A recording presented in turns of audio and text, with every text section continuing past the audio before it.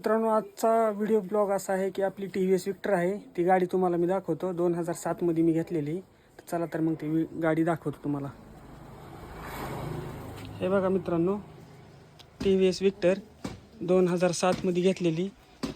आणि ही गाडी अशी आहे की या गाडीमध्ये कसं आहे, 1 लिटर तेल टाकलं की 70-80 किलोमीटर गाडी जाते ही. आणि आता असं ठरविलं आहे की यूट्यूबची पेमेंट जवळ होत नाही त्यावर आपण ह्या गाडीवरच व्हिडिओ काढायचे आणि गाडीचेच व्हिडिओ काढायचे आणि यूट्यूबवरती फेसबुकवरती टाकणार.